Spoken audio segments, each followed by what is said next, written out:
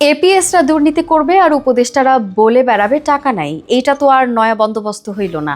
উপদেষ্টাদের একান্ত ব্যক্তিগত সহকারীদের নিয়ে এমন বিস্ফোরক মন্তব্য করেছেন যুক্তরাষ্ট্রের হার্ভার্ড বিশ্ববিদ্যালয়ের সহকারী অধ্যাপক doctor Mirza Ghalib.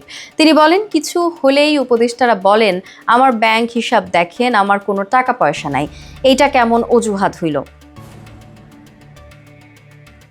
22 April Facebook স্ট্যাটাসে এসব কথা বলেন মির্জা গালিব। তিনি জানান, স্থানীয় সরকার এবং যুব ও ক্রীড়া মন্ত্রণালয়ের উপদেষ্টা আসিফ মাহমুদ আর স্বাস্থ্য উপদেষ্টা নূরজাহান বেগমের এপিএসদেরকে দায়িত্ব থেকে সরিয়ে দেওয়া হয়েছে। আসিফ মাহমুদের এপিএস এর নামের দুর্নীতির অভিযোগ অনেক দিন থেকেই শোনা যাচ্ছিল। তাদেরকে সরিয়ে দেওয়ার পর বোঝা যাচ্ছে এসব অভিযোগ সত্য হওয়ার সম্ভাবনা আছে। যদি দুর্নীতির অভিযোগ সত্য হয় তাহলে কেবল এপি বা এসদের সরিয়ে দেয়াই যথেষ্ট নয়, বরং তাদের বিষয়ে দুদকের তদন্ত হওয়া উচিত।